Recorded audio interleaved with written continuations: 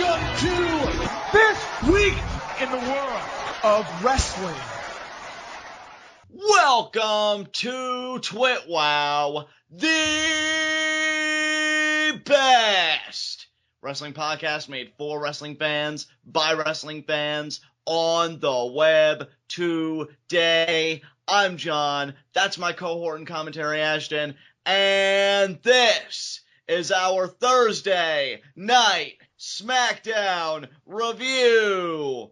And I've got to say, tonight's episode of Smackdown was a hell of a lot of fun. We continued the momentum of two debuts that happened on Raw, as well as getting a debut in itself tonight in the tag team of the Vaudevillains here on SmackDown. We got the return of a superstar after being conspicuously absent from this Raw, and we got one hell of a fun main event to cap it off with a lot of good stuff in between. Ashton, what did you think of tonight's episode?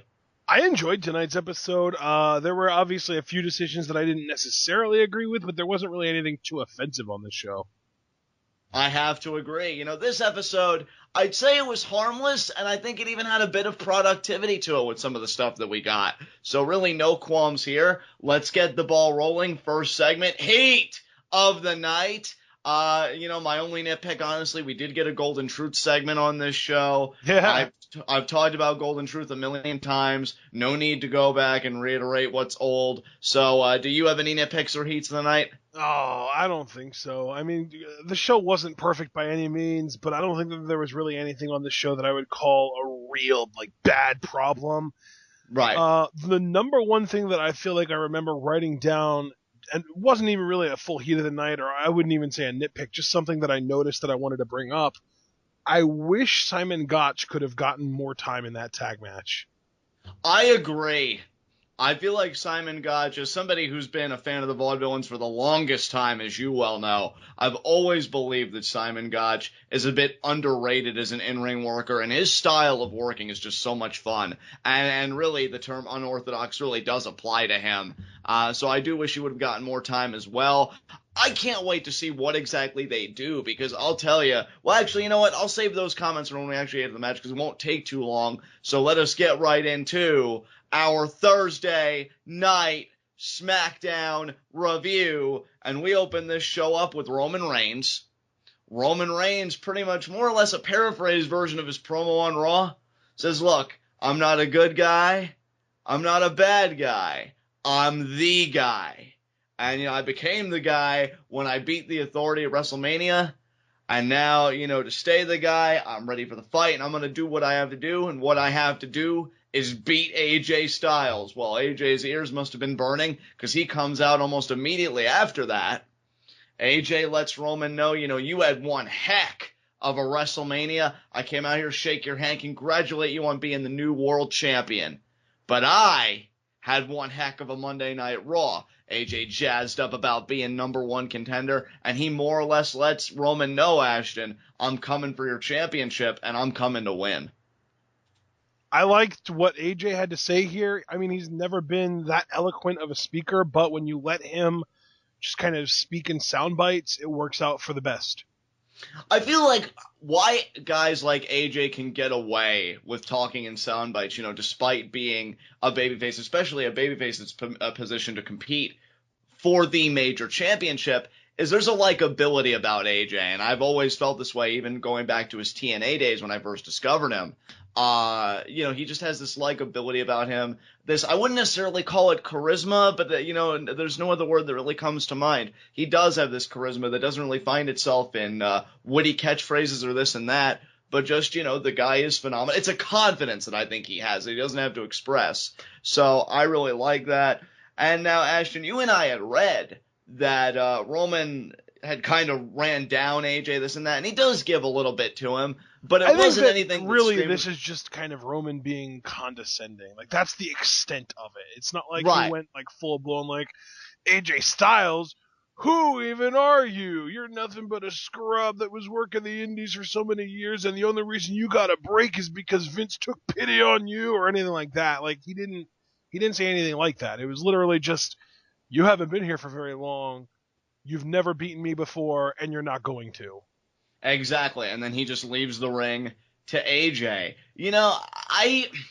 The jury to I mean, me the shoulder pat was condescending, and yeah. you know, like you could take that as like a douchey move, but still, it's not a heel turn. Like I'm convinced now for sure, Roman isn't turning heel. He's just going to be a babyface with an edge, which is way better than what we thought he was going to be in the first place. So I'll take it. That is true. I think I'll take it, but here's the thing: I'll take it tentatively. I think for me, and I'd say for you as well. We got a hint of it in December around TLC, and then they decided to go back to what they thought was not or what wasn't working that they wanted to get to work, which was just Cena 2.0. Right. See, what's going to be interesting about this, to put it in your terms, Ashton, this babyface with an edge, what I would call maybe like a Roman Reigns 2.0 kind of thing, is, to me, my feelings about it are definitely going to be on a program-by-program basis. I think working with a guy like AJ that's going to be so universally beloved, especially if they do this match in Chicago, which would be Payback. If they do this match at Payback, which would be in Chicago, that crowd is going to be very interesting. I think they're going to give Roman a lot of shit, and I think they're going to really just put AJ on a pedestal like he's a conquering hero of sorts. So it should be very interesting. But then when you get to future programs, like I would be curious how Roman would act if, say, standing across from him would be Dean Ambrose coming for his championship. Or maybe, Triple H invokes his rematch clause. Then what does that edge become exactly? So I definitely think it's a program-by-program basis for me. But right now, I can dig it too. I can be far more forgiving of this than the Roman we were getting that was trying to be like, oh, my family and the legacy I want to build and all my heart and this and that and all that crap. So yeah, this is actually an enjoyable opening segment for me. I agree. After this, though, I believe we got our first match of the night, which was the Lucha Dragons versus the Vaudevillains. So this was a weird match because it was, I don't want to say it was a squash match because it really wasn't, but it was just a really quick match. I can't even really call it an exhibition because I feel like the Lucha Dragons got more offense than the Vaudevillains in this. I would agree. It was interesting, and I hadn't connected it originally when I had read that this was going to be the Vaudevillains, debut opponent, the Lucha Dragons, but they did feud in NXT, which, by the way, props to Mauro Ranallo for bringing the NXT history, on this debut, talking about that rivalry. Dude, I'm glad you brought up commentary. I forgot to mention in that first segment, as soon as that first segment was over, Jerry Lawler said that he agreed with Roman Reigns, so we know whose side he's on. Yeah, which isn't too surprising because Lawler playing the heel role, or I should say Lawler, I combined their two names together, wow. Lawler playing the heel role, even though that doesn't confirm that Roman Reigns is heel, to your point, it's more condescension than anything. He was already raining on Styles' parade in the Jericho-Styles feud. So actually, I have to commend Lawler for that too, because not only is he pro-Reigns, with all this condescension going on, he's also consistent. It's not like he's going to crap on AJ in one feud and then soften up on him in another one. So I applaud Lawler for, again, being a true heel. Everybody else, JBL, should really take a note. That said, going back to the matchup we were discussing, yeah, I agree. And again, I have to give props to Mauro for bringing up the feud, bringing up the history between the Vaudevillains and the Lucha Dragons. To your point, it would have been nice to see Simon Gotch get more time in there. But they ultimately do get the win with the Whirling Dervish. Kalisto ate the pin. That would maybe be another nitpick I have, but it would be very minute. I don't understand why you have the champion in your tag team eating the pins when Sin Cara is a thing, but I digress. Very interesting opinions about the Vaudevillains in the wake of this debut, Ashton. I think a lot of people, they like the Vaudevillains. In fact, it's really kind of a concern that I think you had early on when we'd have these discussions. These guys are the most NXT gimmick of the call-ups we've gotten this week. It seems like a very Full Sail particular kind of thing. A lot of people don't know how this will translate to casual audiences and the more mainstream audience of Raw and SmackDown. That said, if they're going heel, I don't really know if I have any expectations for them to be the WWE Tag Team Champions. Obviously, I think Prepico is first in line for that, and we'll get to them a little bit later. But I think they could go a certain distance. I just don't know what their ceiling is at this time. What do you think? What are your expectations for the Vaudevillains? I don't even know. You ask what my expectations are, and honestly, I don't really have any. I didn't expect them to be called up this quickly. I didn't know if they would get called up at all, to be perfectly honest with you, just because they feel like such a novelty act. You know what I mean? Right. And I feel like the novel, I guess, wore off in NXT. So rather than being like, oh, we need to find something with these guys that's going to be able to stick, they were just like, oh, well, let's just bring them up to the main roster so that the novelty can come back when they go back down to NXT. I guess they're going to, I mean, if I had to guess, they're probably going to kind of switch back and forth. Right. I mean, the division now, again, you figure Enzo and Cass. Heel Dudley seem to be done with the Usos for the moment. You've got the New Day. The Wyatts have, seemingly become baby faces. Prepico return is coming. And to me, as happy as I am about the Vaudevillains getting called up to the main roster, because let's always keep perspective. I mean, these guys, anybody wants to come to the main roster for no other reason. Look at Tyler Breeze's Twitter. The bank account gets a little bit fatter. And this is the living for everybody. And they are quality workers, and what they do very well. But I think you do have a point. I think the gimmick, it kind of gets lost in the shuffle with everything else going on, I think. So I am a bit concerned, because as happy as I am to see these guys on the main stage, I don't know where they fit. If you want my honest opinion, and I love these guys to death, and anybody that's been listening to TWitWoW, even for the last few months, if you're relatively new, you should know how big I am on these guys. I almost fear they may become just the next Ascension. They may start out hot and then quickly fizzle out, which would suck, because I think they're a little bit more than that. But only time will tell. So, would you have said that a year ago before the Ascension debuted on the main roster, though? I think I would have. I mean, look, I've always been big on these guys, and the big thing was I wanted them at that time to, do everything in NXT, including, being NXT Tag Team Champions, which thankfully they did get their run before the call up. And that's the thing. I mean, we talk about the Ascension. I think the way the Ascension's been handled on the main roster is a freaking joke. I think now that we really seem to be putting more focus on the tag team division, it would be nice to reboot the Ascension, get them to be more serious. I think they're a phenomenal tag team, at least when they get to work in NXT and show everybody what they can really do. But that's just my thing. Like, you take a great tag team like that, and they just got pushed down so quickly and just treated like jokes. Now, the Vaudevillains already come in with a gimmick that's a bit eccentric, a bit weird. I don't really know how it kind of connects with audiences, like what shows like Raw and SmackDown kind of cater to. I mean, what kind of life can we expect them to have? It's just an interesting debate that I've been seeing people have. Will they go far or won't they? Because this just seems like a very Full Sail-esque kind of thing. I don't know if maybe they should have had a repackaging before being called up. Yeah. I don't know. It's a curious decision, but so was Apollo, and if we're being completely honest, so was Baron Corbin. Not because he's not ready for the main roster, but because he had so much left to do in NXT, and there are so many other people in NXT that were more ready for the main roster than he or Apollo or they are. Yeah, we'll get to Apollo in a little bit, because there's actually, speaking of the debate on the Vaudevillains, there's been an even bigger one on Apollo Crews, and I can't wait to get into that, but I'll wait for the appropriate segment, and Baron Corbin as well. But for now, yes, the Vaudevillains do win their debut. Whirling Dervish gets the job done. On to the next one. Yeah, up next, was it another match? I want to say it was another match. Yeah, Summer Rae versus Natalya. This was actually a really good match. I was surprised at how good this was.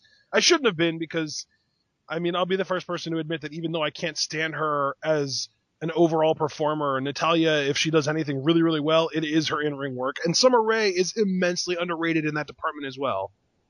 Oh, I would completely agree. I think Summer often gets passed over for other women that can quote-unquote work when she really can just as well. Because she doesn't have a famous last name in the wrestling business. Exactly. In my opinion, personally, she's better in the ring than Charlotte.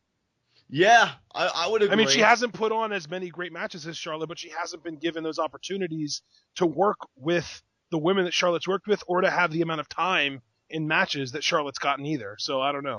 Exactly. I mean, look, if we're being honest, when you look at the quality of people that Charlotte has gotten to work with, Summer hasn't been afforded the same privilege. Exactly. And therefore, seemingly, there's this wide disparity in ability between Summer and Charlotte. And you'd be right, just not in the way that you'd think you would be.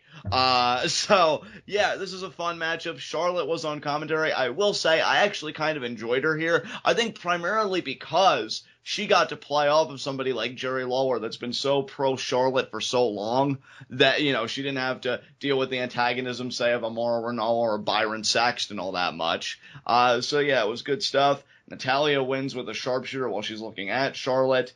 And I still kind of groan thinking about how she's going to be contender. And we already know how you feel about it, best buddy, but we won't go down that rabbit hole again now, will we? So this is probably going to happen at Payback. So, yeah, we'll just grin and bear it, I guess. Yeah. And I enjoyed this match, but at the end of the day, it doesn't really make me feel any better about the whole Natalya-Charlotte situation, like you said.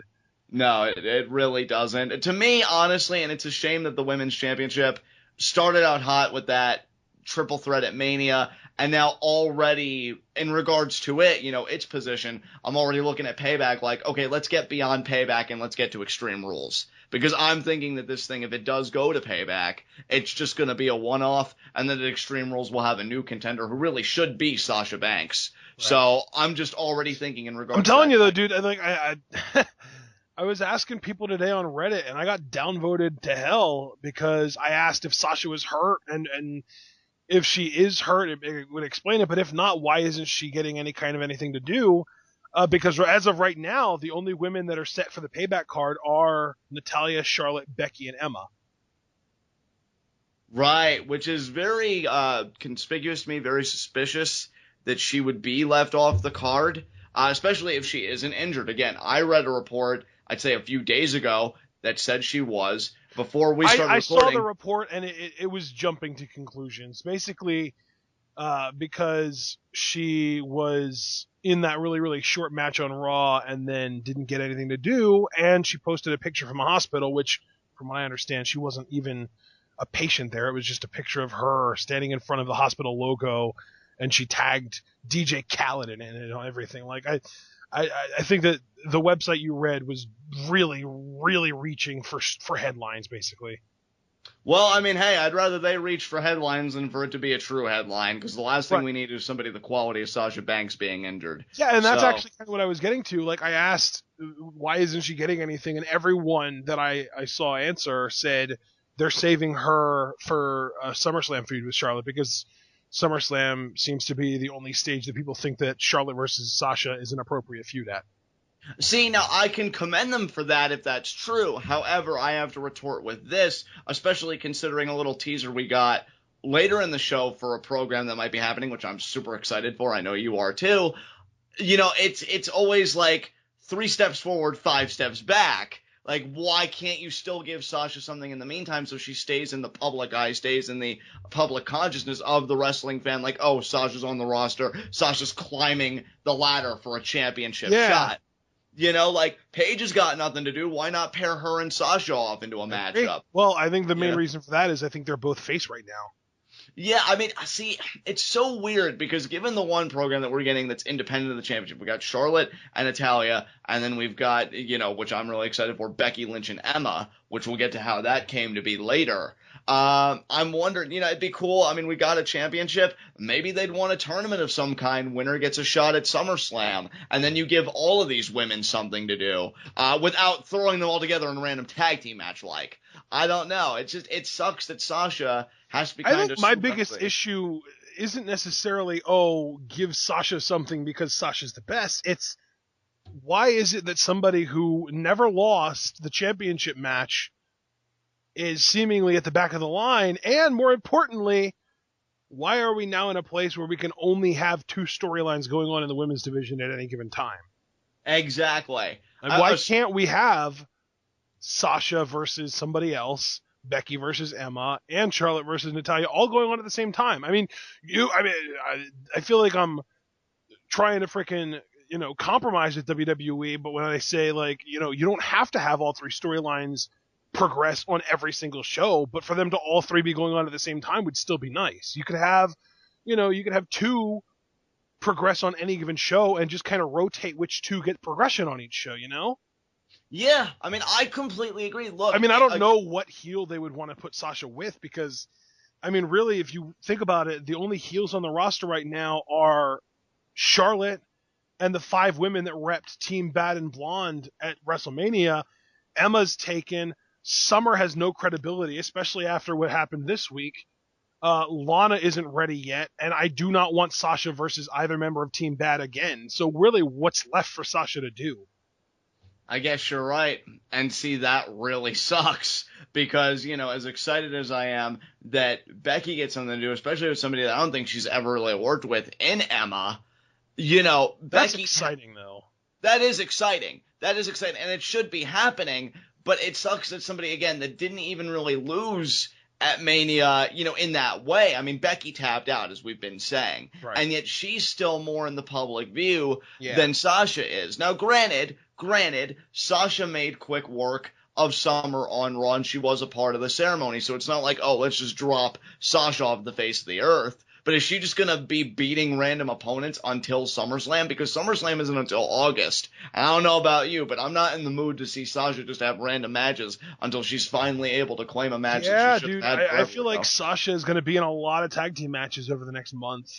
She's going to be teaming up with like Becky to take on Emma and Summer, teaming up with Natalya to take on Charlotte and some other heel. They're probably going to do a lot of that stuff. Yeah, and you know what the crazy thing is, though? As much as I hate it, and I'm sure so many others are going to hate it, it may work out for them in the long run, because I think people are going to be so rabid and so ravenous to see Sasha compete in a form that allows her to do what she does best, like against somebody like Charlotte, who is the women's champion, on a stage like SummerSlam and win that gold, that when she does it, the pop may still be immense, only because they've been waiting for her to do it for so long now. I'm just hoping that the ship doesn't sail and that people grow a bit apathetic towards Sasha by her not really doing anything really significant. WWE may still surprise us and give her something, but right now it just doesn't seem to be looking too good. But I think the biggest mistake that they made was turning her face, honestly. Yeah, but did they even really deliberately turn her face, or was that more of a crowd thing? They clearly turned her face, yes. She was 100% a sympathetic babyface going into the WrestleMania match, yes. I mean, I agree, but I almost have to wonder if the crowd is partially responsible, because they were so pro-Sasha. The crowd wants to see her compete, and the fact that the WWE withheld her as much as they did almost makes them even more responsible, because they've made the crowd want to see her more. They made the crowd cheer for her more. Which is exactly why I even said just a few moments ago, this might work. I mean, I don't know if it will, but it worked. No, I mean, that's the thing, though. It'll work as far as making her an over babyface, but I guess if you think about it now, there's an imbalance, because with the four horsewomen, it worked so well because Bayley and Becky were the faces, and then Sasha and Charlotte were the heels.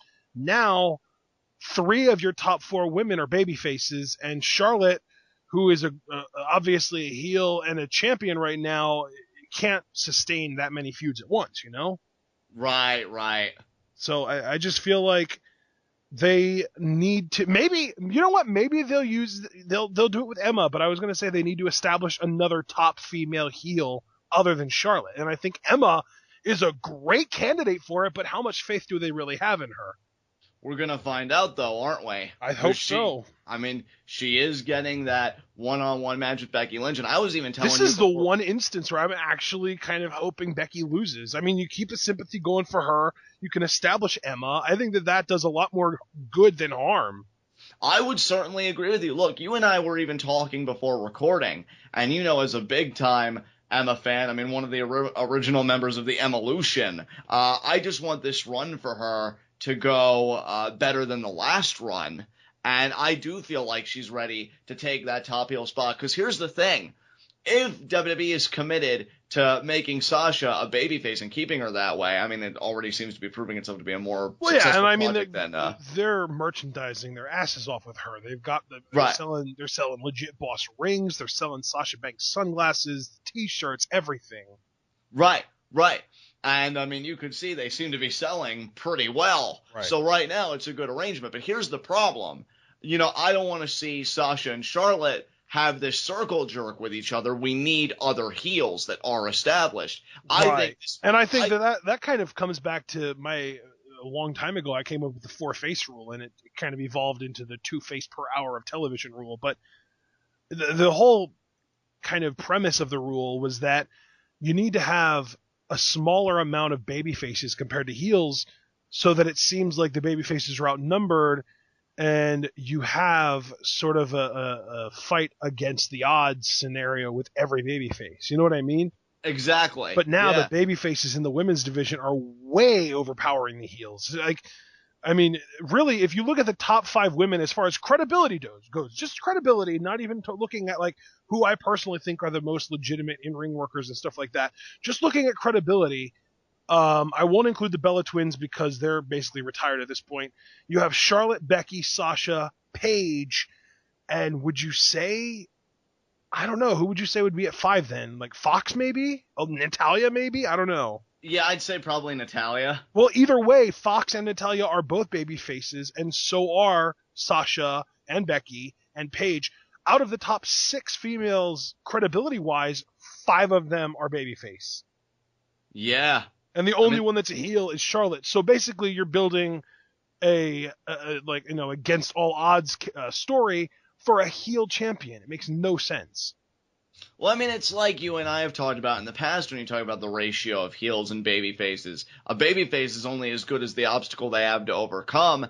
But, I mean, what do you do when there are no obstacles? Technically, You can't even say there are baby faces anymore. They're just people having a good time. And I think that's another one of the reasons why I am so excited about this idea that Emma is going to actually get something to work with now, because she can be that second heel behind Charlotte. She can be arguably even a top heel with Charlotte being number 2, because I personally, and I know you agree with me on this, think Emma has way more upside as that top heel character than Charlotte does. But Charlotte has the family ties and nepotism, so she's going to get it anyway.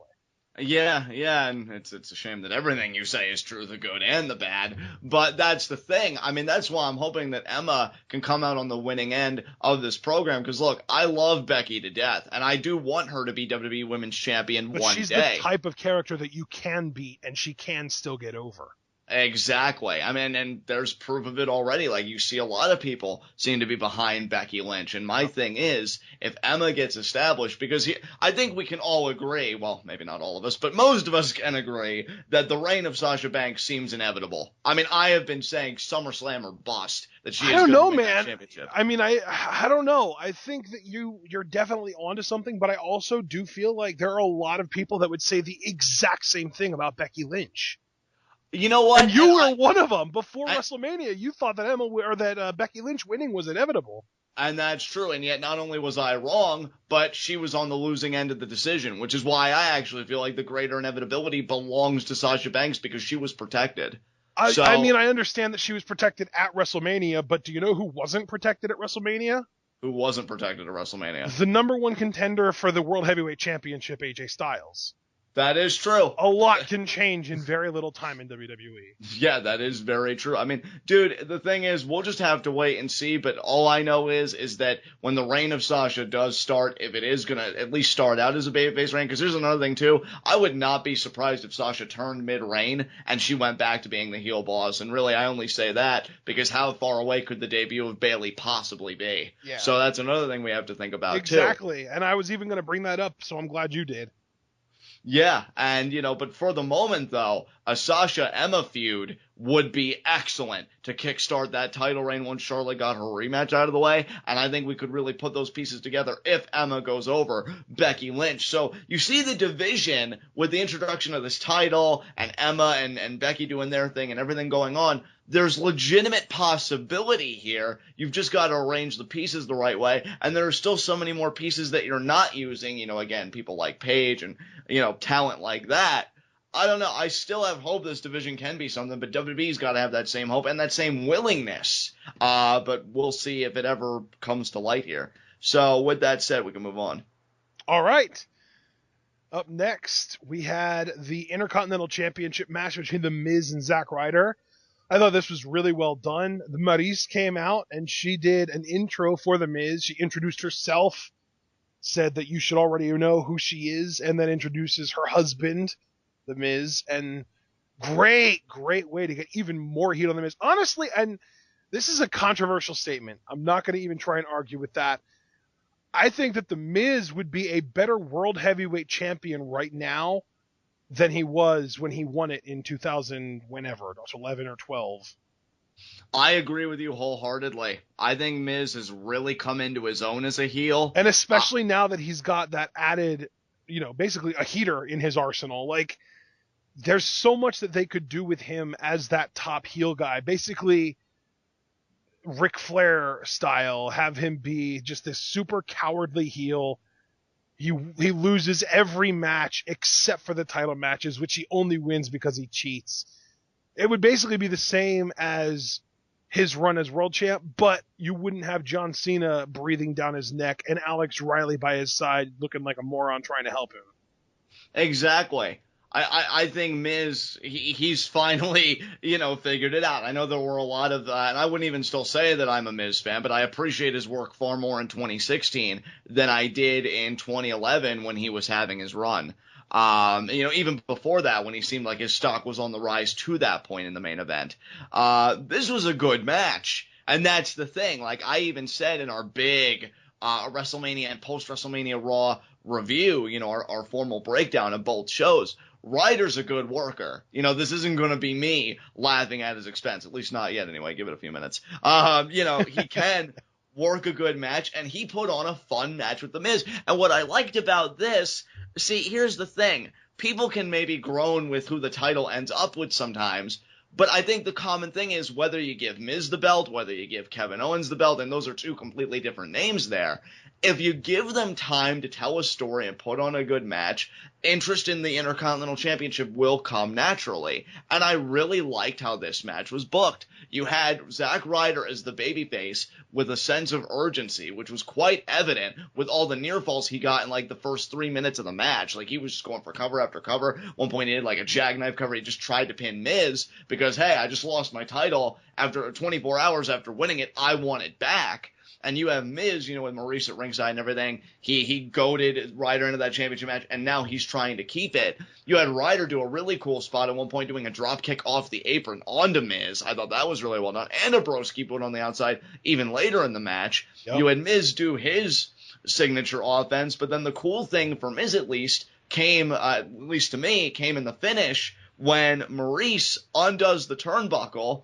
Zack takes the pad away from her, of course, because the ref is just horrible, doesn't have 360-degree vision. He sees Ryder with the pad, comes to his own conclusion, oh, Ryder's really desperate, he undid the turnbuckle, starts chastising him for it, and when he goes to repair the turnbuckle, Miz gets a thumb in the eye on Ryder, gets the skull-crushing finale, and he retains. I thought this was a great match, great pacing, good story told, and Zack Ryder lost. Now, the question is, because that loss is also marred in controversy, does Ryder somehow get another return matchup that maybe we save for Payback, or does The Miz move on to the next one? That remains to be seen. But this is already quite different to me from Kalisto Del Rio, which I had said earlier. I remember that they had copy-pasted it from, because they're not doing hot potato. Miz now has won 2 straight matches over Zack Ryder. So where do we go from here? If Zack Ryder Well, you've obviously got to find Miz a new contender. And, I would agree, but are they going to reestablish Ryder? Like, maybe Ryder wins a triple threat or something, or if it would get another shot, if they kind of pull that old, like, Dolph Ziggler 2010 booking, right? Exactly, which I was a big fan of that booking. In fact, I think I even remember, when I was kind of doing commentaries on my own at the time, like, I really appreciated that because they went out of their way to make Dolph seem like a viable and legitimate contender outside of just, oh, I lost, but I came really, really close, so I want another opportunity. I'd like if they did the same thing with Zack Ryder, which, by the way, to me, would only make him more sympathetic in the long run because he's legitimately earning these title matches. Right. So I don't think it would hurt. And again, like, I'm not even really going to bother to take the piss out of Zack Ryder. I got my laughs out on Raw because they just lost after 24 hours. The guy's a good worker. He clearly deserves to be on television with the work he's done in NXT with Mojo Rawley. Give him the ball with this feud. And honestly, because again, I already said it, I feel like Zack Ryder will be the perfect opponent to really establish Miz, give that reign a nice jump start, because ultimately I think Miz is dropping it to Apollo Crews. It's just a gut feeling I have. So I think Zack Ryder will be a good first feud. Yeah, dude, I'm telling you, I think Apollo Crews, he debuted on the post-WrestleMania Raw. Maybe he'll even win the Intercontinental title at SummerSlam. I don't think it'll take long at all for Apollo Crews to get gold around his waist, which is actually, I mean, do you have anything else you want to say about this? Well, I mean, regarding the Apollo Crews thing, I don't necessarily disagree with you, but I don't think that we can base all of our discussions from here on out on the sort of presumption that Miz is dropping the title to Apollo. Oh, certainly not. I mean, it's an open field. I mean, anybody could take it. Dude, for all we know, Dolph Ziggler could get in the picture at any moment. He could be the one to beat The Miz. Right. You know, or anyone in the New Day. Anyone in the New Day, if they wanted to branch off and do things in singles. Look, it is an open field. When you've got a guy in the position that Miz is, I'd say one of the more attractive things to come from that is it really is a wide open field. Because you think, as much as I love the idea where we originally had the titles like John Cena, U.S. champion, Daniel Bryan is Intercontinental champion, you'd think, oh, it's going to take like a really top caliber, high quality guy to win that championship. And those guys could still go after The Miz if that championship was their interest, but I think it gives the title room to breathe, a wider berth, if you will, and greater possibilities for contenders to spring forth. So it could be Apollo Crews, it could be Baron Corbin, it could be Dolph Ziggler, it could be anybody with any kind of interest in that title whatsoever. And, you know, I think Miz, especially with Maurice by his side, could make for a great champion. The fifth reign might be the charm, because I mean, for all we know, it could be Finn Balor in a few months if he debuts. It very well could be Finn Balor. I mean, here Miz could be like, oh, I'm this great A-list actor and all this other stuff, and then Finn could just be like, well, I want to bring that title back to wrestling. I mean, fans would love him instantly for that, because he wouldn't want to put up with Miz's crap, and he may win it. You know, it's just, there's an infinite number of possibilities. My gut just says Apollo. But folks, if you've been listening to this program for even a modicum of time, you realize that my gut is the last thing any of you should listen to, because you're all reasonable. That said, though, this is an incredibly fun match, and Miz does get the win. And while we have Apollo on our minds so much, the next match does feature Apollo, him versus Curtis Axel. Social Outcast cut a brief promo before the match. Pretty much devolves into a game of rock, paper, scissors, which Curtis Axel wins with the axe. And he does the yee sound, and he's... Yee! Exactly. And Heath Slater tries to inform Curtis, like, hey, there is no axe in rock, paper, scissors. Now, here's the thing, Ashton, because I had said earlier after the Vaudevillain segment that I was going to tell you the kind of debates that I've read about Apollo Crews, because there's been a lot of discussion about him, too. Two very interesting viewpoints. I think one that's closer to our viewpoint that we expressed on the post-WrestleMania Raw, and one that I hadn't even really bothered to consider, and I don't know if I really agree with it or not. The first being, it just seemed weird that he got called up this soon. We've already talked about talents that seem far and away more ready than Apollo Crews for this spot. And it just seems weird that his name got picked out of the proverbial hat. Go out, Apollo, do something with it, and now he's here. The other opinion, which I found very interesting, there was a reviewer that actually really agreed with this move, because they actually had a line in the review they wrote, Apollo Crews just became every little kid's favorite wrestler. Like, they look at Apollo Crews like the action figure that WWE comes out with that kids can't wait to buy. In fact, I think they even had a line like, the Apollo Crews action figure would be fighting their Baron Corbin action figure, all the while their Enzo Amore action figure would be talking smack. Something like that. And it's interesting, because I do think Apollo, for his shortcomings, we've said before, has a great look. Great in-ring. Not the best at promos, but he does have, much like AJ in my opinion, though maybe not to the same degree, a likability about him. I mean, the reviewer that I'm talking about, I made the action figure references, went as far as to say that Apollo Crews has the it factor to them. I don't know if I agree with that, but it's just very interesting the diverse opinions that exist about Apollo Crews' call-up. I think Apollo has the it factor right up to the point where he opens his mouth. And I would agree. I mean, I'm not going to backtrack. Because if you want to say he has that it factor based on like the look and sort of a natural charisma, I would agree with you. But I think charisma also is something that needs to be able to translate into promos, and it doesn't for Apollo at all. He needs to work on his mic work. I mean, that to me is an imperative. And here's the thing. If he would, and he would get better, then I would absolutely – he'd be in the same boat to me as Big E in the sense that I believe he could be a main event talent and go after that world title, because he has everything else. I mean, dude, that powerbomb has really grown on me that he does. That's a sick finisher.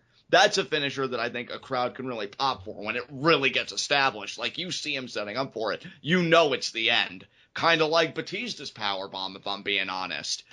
He's got everything. It's just that mic work. If you're going to be the guy, even though I can't really say that Roman delivers soliloquies every night, but I think he's good enough if you find the right sound bites for him. We were even talking in the post-WrestleMania Raw, the whole, I'm not a good guy, I'm not a bad guy, I'm the guy.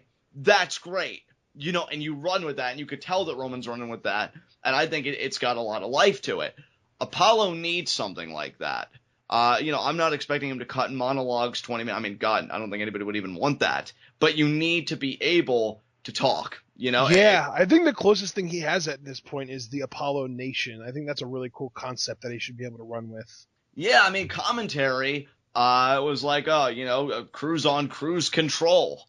If Apollo could maybe work a phrase like that into his promos, catchphrases like that, that's what's going to translate into raising your stock. Now, I like that as a soundbite. When you really think about it, though, that's not a good thing. Well, yeah, because cruise control sort of implies that you're phoning it in. Right. And, obviously Apollo is a guy, even if you looked at his NXT vignettes, he was all about putting in the work. But you got to find a way to take that and turn it into something, because I really like the guy. I was hyped for him with the vignettes that came out. I know you were too. I do feel like there's so much potential there. But with potential also comes things that need great work. And to me, that's where the mic skills are. I do agree. I think Apollo, for the little kids and people like that, there is a great likability there. And I could see a kid being like in a Toys R Us, oh, Daddy, get me that Apollo Crews action figure. And the guy deserves that success, but I see even more for Apollo if he can massage the kinks out. And he's able to cut a decent promo. He makes quick work of Curtis Axel here, and he wins with the powerbomb, which again, this week it was a sit-out, or this match it was a sit-out variation. I feel like on Raw it was more of like a release style. So now he's going back out to sit-out, which I think is good because it's all one fluid motion. I think it makes the move more attractive that way. Yeah. Gets the win, 2-0. We don't know when his first loss is going to come, but I really do. I think he is going to be one of those guys that very quickly finds himself in possession of a championship, especially considering that he never even had enough time to win gold on NXT, which was a bit surprising. They may give him a title pretty soon. I don't know. Or he may get lost in the shuffle. You never know with WWE. It's so erratic. But Apollo gets the win, and I just find it very interesting, all of the opinions that have come out about him. And he's just a topic of conversation, so we'll see where the conversation shifts in due time. Absolutely. Let's move on.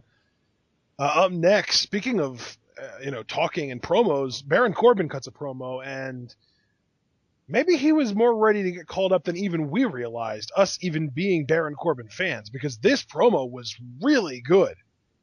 I really enjoyed this. I really enjoyed it. I mean, his ending line, the end of days isn't coming, it's already here. Like, Baron Corbin, I feel like, has already got down more than Apollo knowing how to speak in those memorable sound bites. Like, you talk about his promo on Raw. This trophy is all you need to know about me. Now on SmackDown, the end of days isn't coming, it's already here. This guy knows how to talk.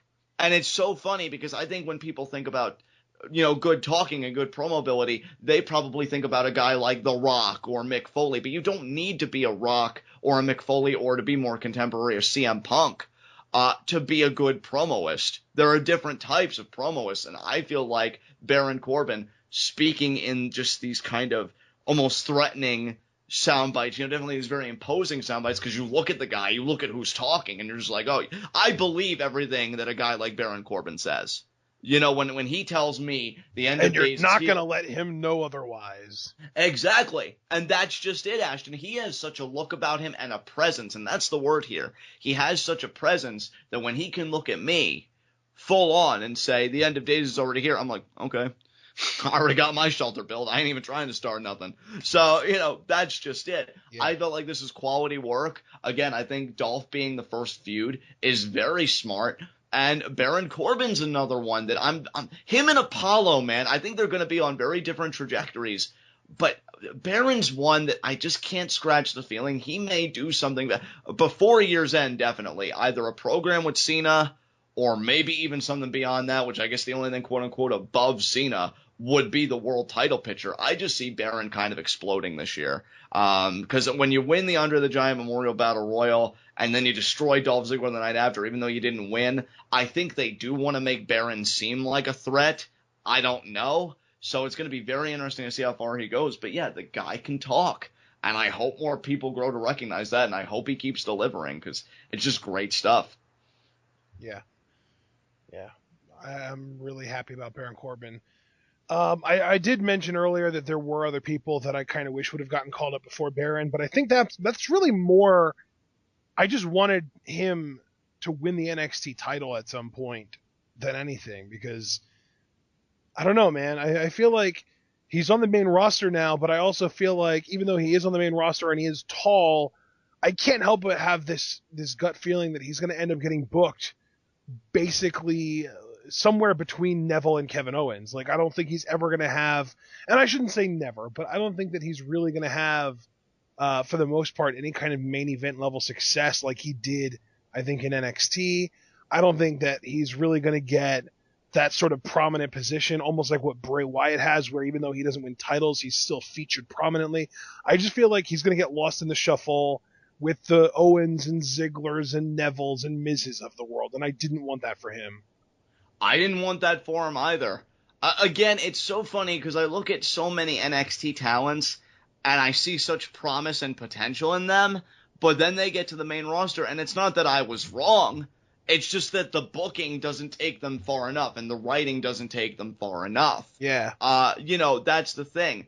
You can make Baron Corbin like this bully of the mid-card playground, but I do see this guy as a main event act, for fuck's sake. I mean, if we're really putting our cards on the table, listeners of this program know I've gone as far personally to say that I think Baron Corbin can even be someone on that level as Brock Lesnar and just be a full-blown attraction. If you make him so dominant and so destructive, people are going to want to see Baron Corbin unleashed on people, heel or babyface, which I don't really know if Baron Corbin could ever be a babyface unless, again, it's like maybe that Goldberg-esque, I make quick work of people and I love doing it. But yeah, I think he's just more naturally a heel, especially with the kind of charisma he exhibits.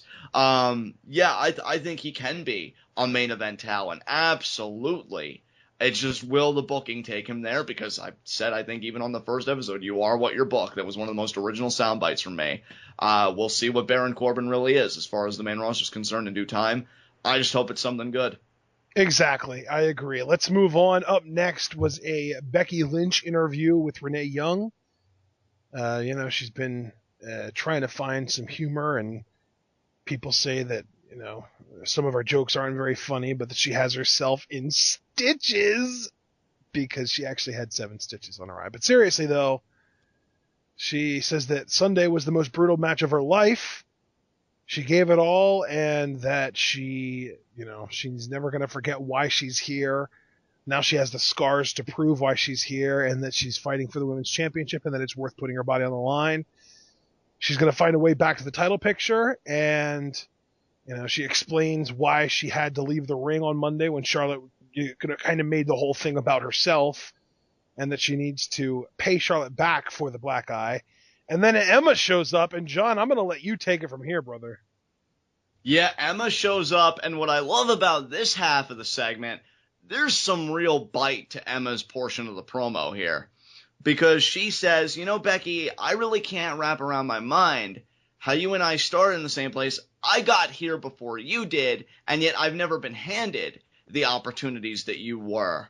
And, the way she phrases that, Becky takes offense, almost as if Emma's saying, like, you haven't earned these opportunities, you've just been given them. And Becky says, hey, Emma, watch yourself. I know you said you like the shiner that I got. Well, watch what you're saying before I give you one.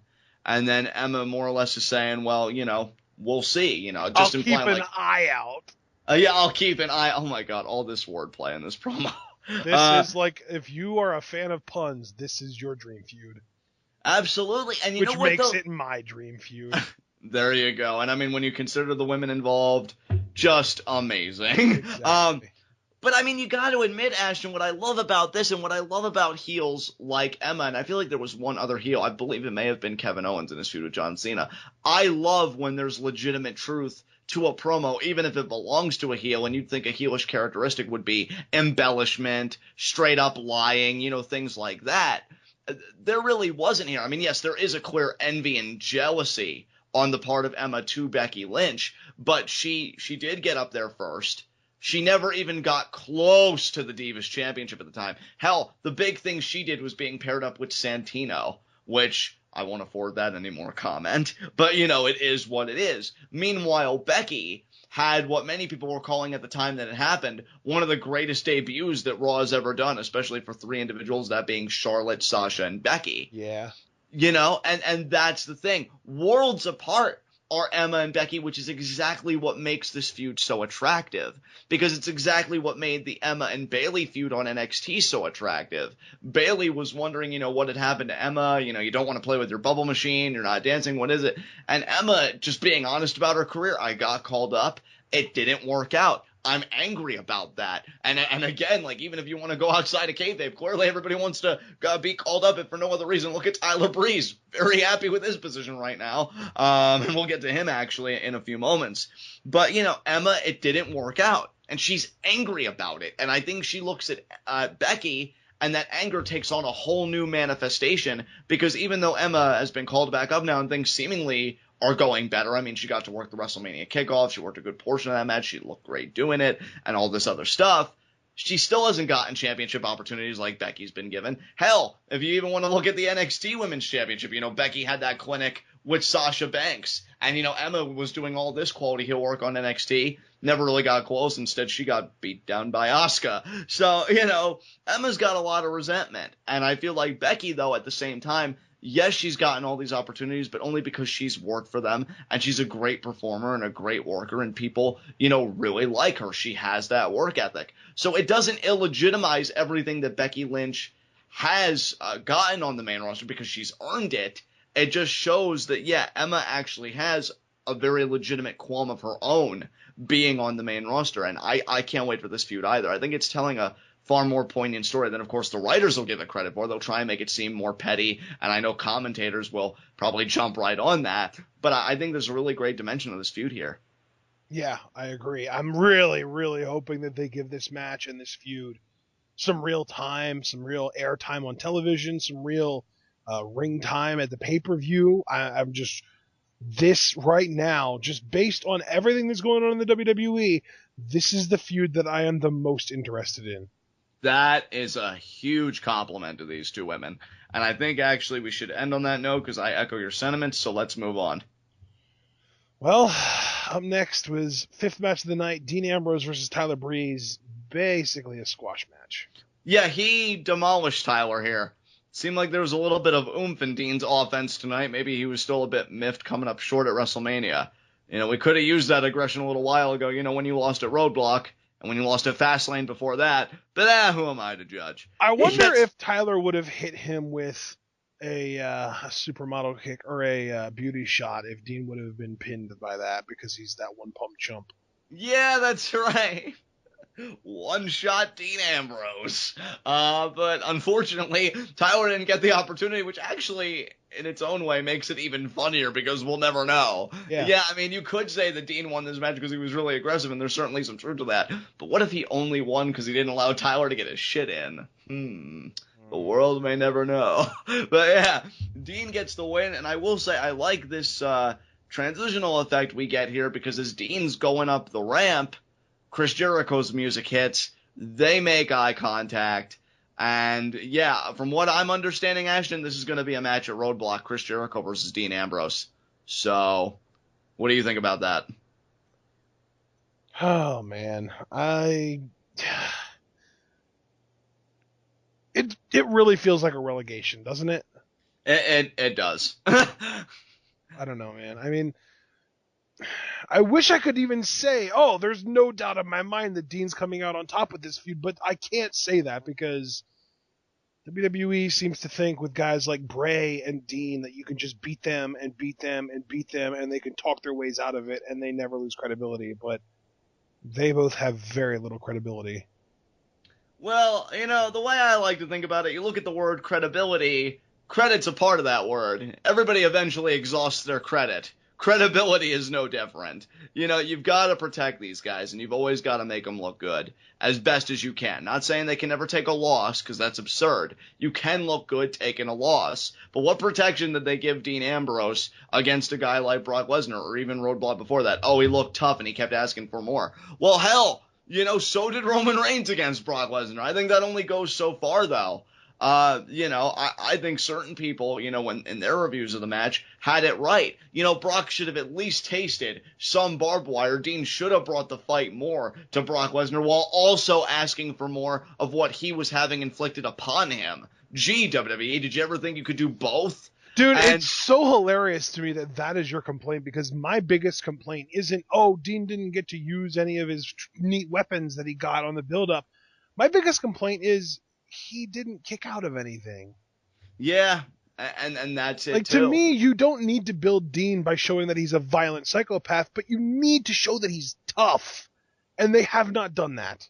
Yeah, I mean, he really does seem like a very brittle competitor. And that's just the way I see it. And to be quite honest, I wouldn't be surprised if Jericho went over in this feud. Yeah. Because a man that can beat AJ Styles at WrestleMania, which it's great to see how many people called it out for being a mind-boggling decision and showing everybody that's like, oh, but Sting, just why that. I mean, while there's truth to it. Yeah, look at Sting. Look at Sting. He's freaking, I think his overall record in WWE is 2-2, and he had to retire at the freaking Hall of Fame. Yeah.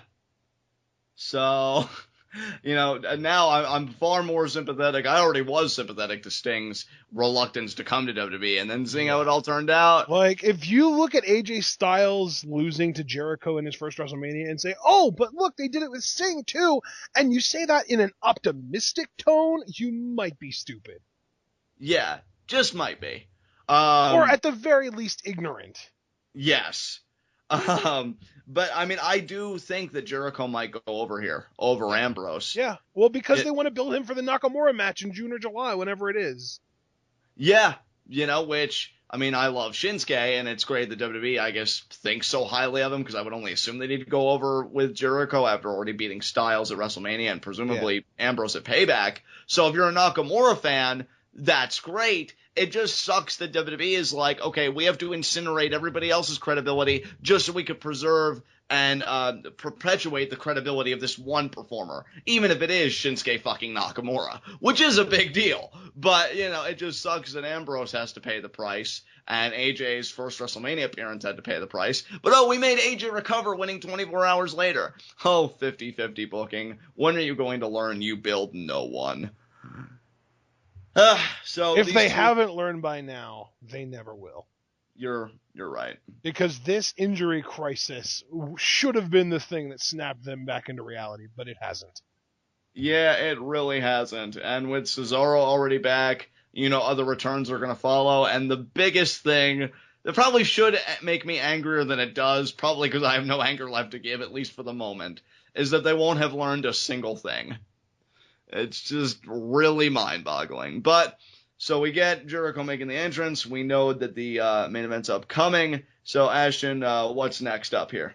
Let's see. I want to say the main event. Oh, no, we had a Golden Truth segment. That's why I was ready to say the main event, because I really don't care about the Golden Truth. Yeah, Golden Truth, Goldust on the phone with some kind of producer or whatever. Truth talks about, I know a guy that knows a guy that knows a guy that's the cat owner of this other guy, whatever, and Raw's in Los Angeles next week. Now, I thought maybe that this would lead to a Golden Truth tag team matchup, and truth be told, it still might. I mean, and you know what? I wouldn't even be surprised. Just, I'm in pain thinking about it. If this is where Dr. Phil comes in, because Goldust keeps telling our Truth, I will not be your partner. Truth keeps insisting we should team up, and then Dr. Phil comes in and he mediates, like the poor Dr. Shelby that he is. And then we get a tag team match. I'm hoping not. I'm hoping that my nightmarish hell that I've conjured up in my mind isn't true. Yeah. Because some portion of the universe has to love me, right? Oh, what am I kidding? This universe doesn't give a shit about me. So, You're so right. with that in mind, they don't really give a crap about either of us because I'm going to have to endure that. And we already knew what Ash had to endure this week. So it's just not looking any better. They do this. I don't care.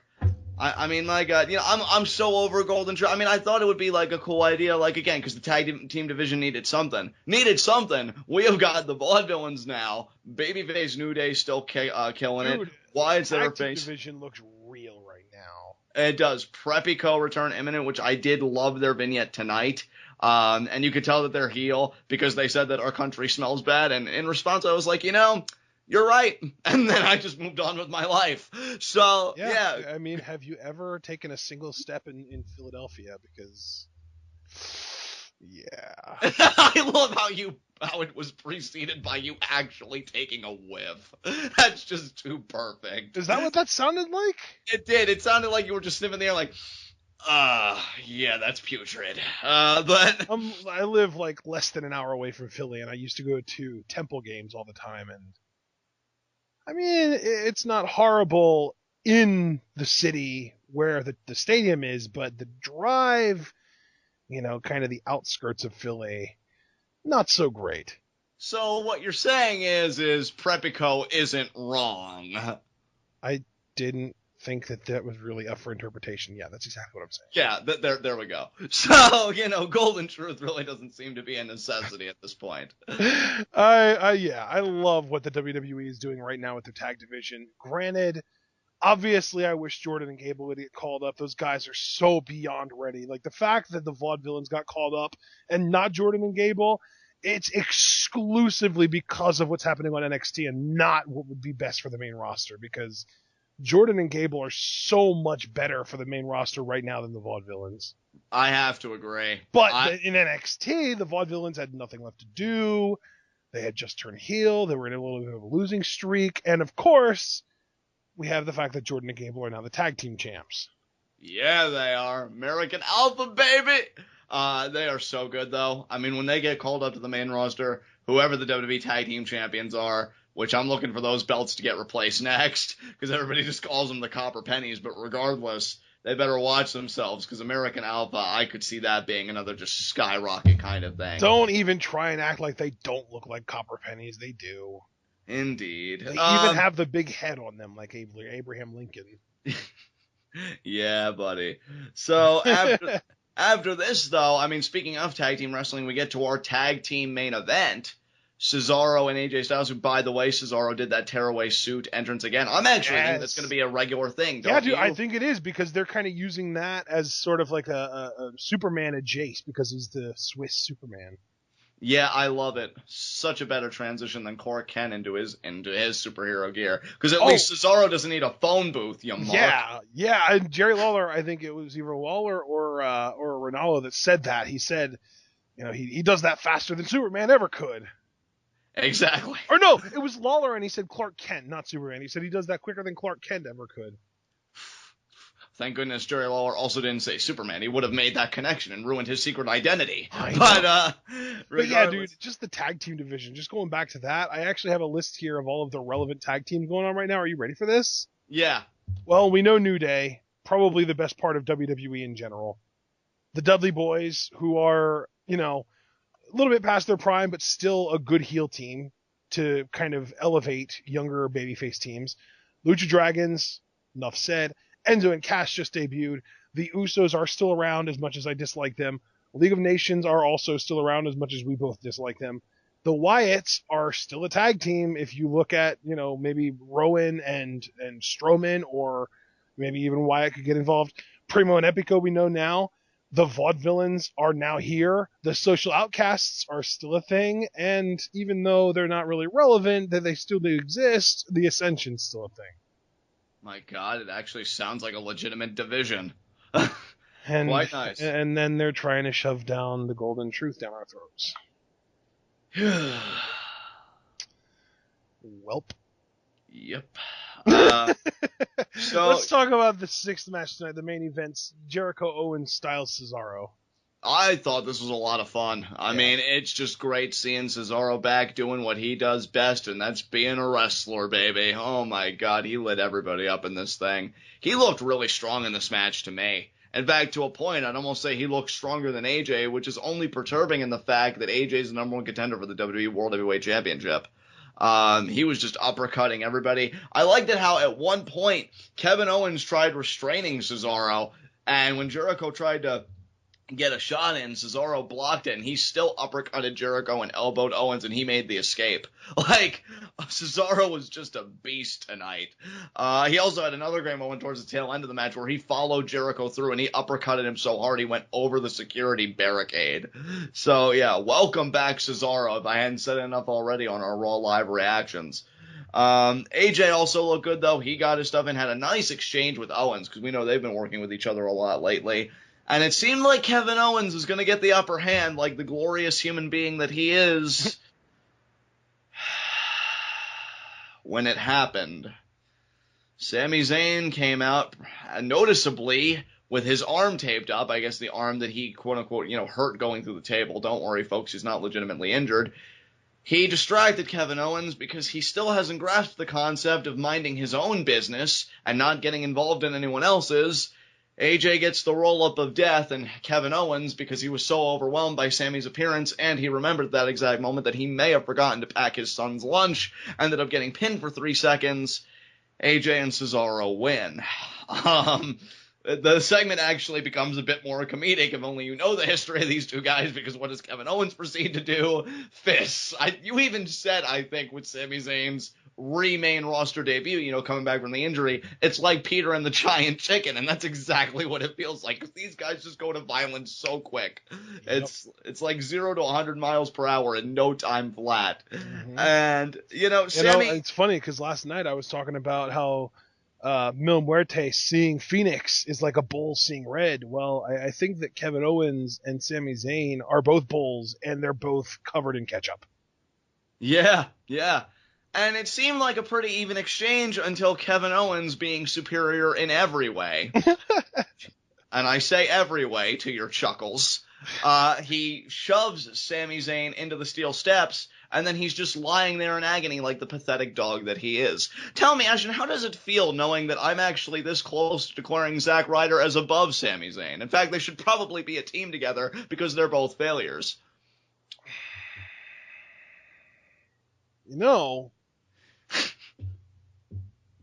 There is always the option of you just, accepting that Sami Zayn and Kevin Owens are both amazing performers and that they put on amazing matches and that they have amazing chemistry, and not hating on either one of them. You might be onto something. I think I am. And if I had the maturity and rationale to do so, I would definitely do that. But I still want to see Sami Zayn get powerbombed on that apron, so I guess it's just not going to happen. Kevin Owens stands tall. Of course. Yeah, fuck you, Sami. Yeah! What a horrible week it's been for this man. He loses at Dallas, loses the ladder match. Oh, hey, John, I have a better idea. How about if you, rub it in? I was proceeding to do so. So, if you could just let me finish. He lost at Dallas, lost at WrestleMania.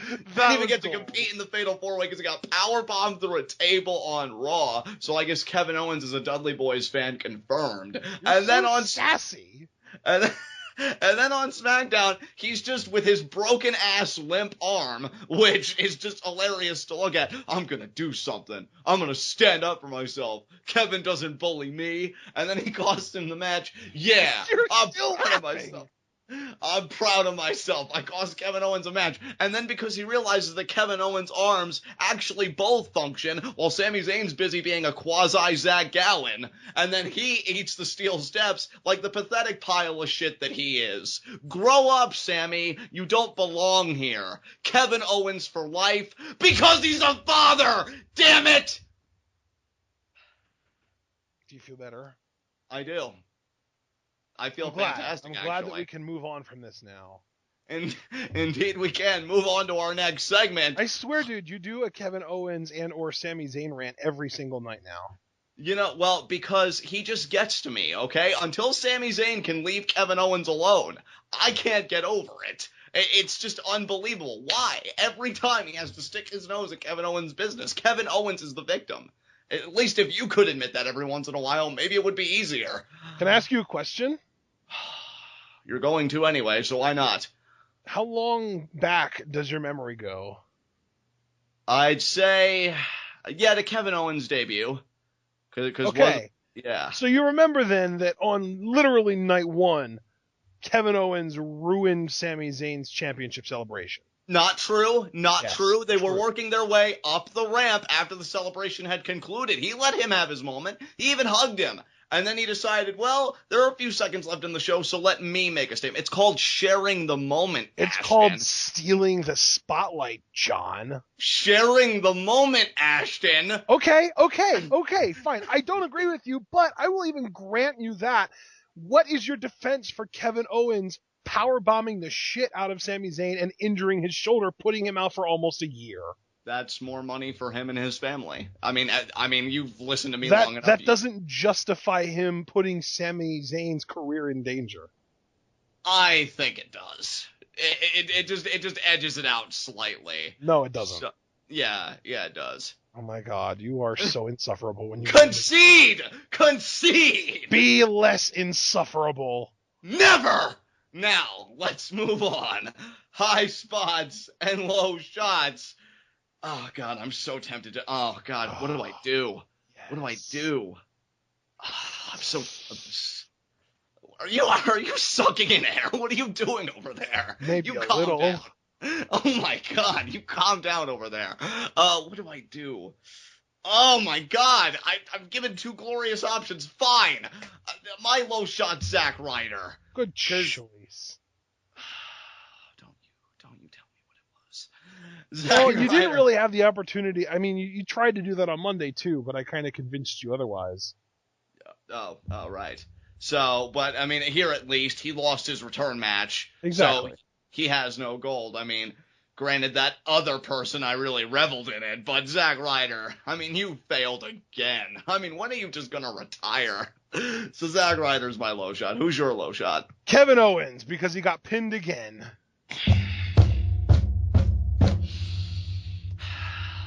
He's on a losing streak, man. What can I say? Because of Sami Zayn. He is the problem. Okay? Hey, look, man, it seems to me Sami Zayn is not the one holding Kevin Owens' shoulders down for 3 seconds in his matches. You little bitch. You did not just say that to me. I did. You did not just have the balls to say that to me. Well, I'll admit.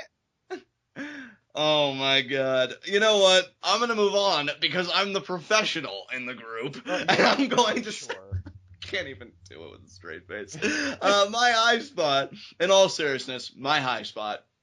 I mean, you know what? I'm going to go Prepico because I'm still digging the vignettes. And I think this vignette actually did more. I mean, granted, to be fair, I think a lot of people already kind of ascertained that from the first one. But I think this vignette really went out of its way to say they're coming back as heels. Yeah. Yeah, which I think it's great that we've got another heel tag team that, no offense to the Dudley Boys, but I think are younger, at least by a good bit, and definitely more talented in ring. And I think they could give the New Day a run for their money. In fact, I even said, whether in live reactions or our formal post-WrestleMania Raw review, I think they are going to be the ones to end the New Day's reign. And I would have no qualms with that whatsoever. So I'm going to say that Prepico is my high spot, and it feels great to say. So who's your high spot? My high spot is AJ Styles.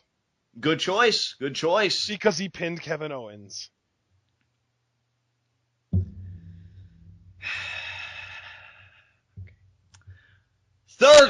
Second hot seat. What do you got for me this week? Choose your question carefully. Who is Kevin Owens going to get pinned by next?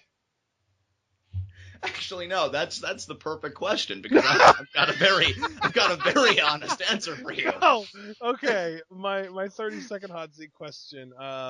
You know what? Let's stick to the tag division. Who do you think is going to be the team that takes the titles off of the New Day, and when do you think that's going to happen?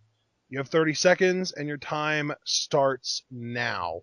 Well, because I already technically answered this question, I'll do you one better, and I'll tell you the top 3 teams that I think can take it from the New Day. 1, Prepico. I'll say Extreme Rules. Second choice would be What? Healed. Yeah, well, yeah. They haven't even debuted yet. Well, they will, but I don't think it'll take long for them, because even though the division's gotten deeper, I don't think it's so deep that they can't immediately catapult to tag title contention. I think they'll pick up right where they left off soon. So yeah, Prepico, Extreme Rules. Dudley's, I'd say 30 that seconds is up. Well, you kind of cut into my time interjecting. You robbed me. Damn it. Be more concise next time. You son of a bitch. You took my time. No, seriously, though. Go ahead and finish. Oh, okay. Thank you. I mean, you All still right. failed at the 30-second hot seat, but you can still finish. Oh, my God. You're really sticking it to me tonight for this whole Kevin Owens thing. God forbid I speak some truth about Sami Zayn. You want to go, bruh? Yeah, that's what I thought. All right. Sorry, I thought this was America. So I got Prepico Extreme Rules. Dudley's, I actually do think maybe they'd build that SummerSlam, maybe, because I don't know how long they're going to be doing this thing with Enzo and Cass. Third, honestly, I can't in good conscience say Vaudevillains as much as I would love to say that. Honestly, I'd have to say maybe League of Nations again now that they've cut the quote-unquote cancer out and bear it. I don't want to see it anymore, but maybe they'll be like, oh, we're new and improved now, and we're coming for the tag titles. Plus, their first program's against the Wyatts, and even though they're babyface, that doesn't guarantee that they're going over, because it's the Wyatts. So those are my three teams that I think are most likely to end the New Day's reign, or at least challenge for it next. So. Okay. All right, well, with that said, I think we're all in a good place. So do you have anything else you want to say about tonight's SmackDown? Not about the SmackDown, but you specifically. I'm actually really surprised that you have this much faith in the WWE putting the tag titles back on Prepico this quickly. Yeah, man. I don't know why. I just feel like, with New Day, I almost want to see them drop the tag titles, if for no other reason, so that they can do better things like pursuing singles titles. Yeah, get Big E to go after Roman, get Kofi to go after The Miz, get Xavier to go after Kalisto. Ooh, I like that. See, but the problem there is, Ashton, while I love your booking, as I normally do, we have to have faith in WWE to be competent enough to put it in action. And that's where I mean, I can dream, so just back off. Okay. I don't want none. I'm having fun imagining those three specific feuds happening at the same time. Oh, definitely Big E and Roman for me. That guy is so ready for prime time. I feel like all three of those feuds would be amazing. Kofi versus Miz, I mean, the promo exchanges. Yeah, dude, without question. And Xavier versus Kalisto, the matches, though? I know, dude. I hope it happens. New Day has taken something. They did the exact opposite with Punk Straight Edge Society. They took chicken shit and they made chicken salad. Mm-hmm. So they deserve to be rewarded for it. And again, I love Xavier and Kofi, so I love the spot you picked for them. But Big E, man, if that guy does not make it to the main event, that is a travesty. Yeah. And I will gyrate very angrily about it. But until then, this has been SmackDown. This has been TWitWoW, the best wrestling podcast made for wrestling fans, by wrestling fans, on the web today. I'm John. That's my cohort and commentary, Ashton. Guys, be sure to comment and subscribe on YouTube. Remember, the question for our Thursday night SmackDown review is always the 30-second hot seat. So who do you think will be next to challenge for the New Day's tag team titles and go one step further? I mean, who do you think is ultimately going to end the reign of the New Day? I mean, they are pretty hot right now. They're very over baby faces. Who's going to slow down that momentum? Be sure to take the conversation over to Pweetoff. That is Pro Wrestling is taking over Facebook. Always WWE talk going on Pweetoff. Some good, some bad, as if to say, negative opinions and positive opinions. A lot of New Day fans, I'm sure, so, all about those bootios, though. Be sure to like the TWitWoW Facebook page. We are on Facebook now. Be sure to also comment and share the content on there. If Facebook isn't your medium of choice, we are also on Reddit. There you will also find all of our TWitWoW content, and members of the TWitWoW subreddit can create threads of their own on all things related to pro wrestling for me and Ashton kind of interact with. But if you want to get with us on the ground level, if you want the most intimate TWitWoW experience, your best bet is to follow us both on Twitter. I am at John_TWitWoW. That is JOHN for the John, by the way. Ashton is at apond404. That's the letter A, pond, the body of water, POND 404. And we will see you again for our Monday Night Raw review. A week removed from, WrestleMania, post-WrestleMania Raw. what's going to unfold, what's the build for AJ and Roman going to be like. Guys, just to kind of put it out there, John, tomorrow is an ROH show, and then Sunday is a New Japan show. Okay. Well, tomorrow is Ring of Honor. I'm trying to remember what the name of it is. I want to say Global Wars, actually. And then, or no, you know what? No, I'm sorry. That's my mistake. It's May 8th that's happening, not April 8th. But regardless, New Japan Invasion Attack is on Sunday. All right. And it has English commentary, so we can go full-blown Mark mode and live react.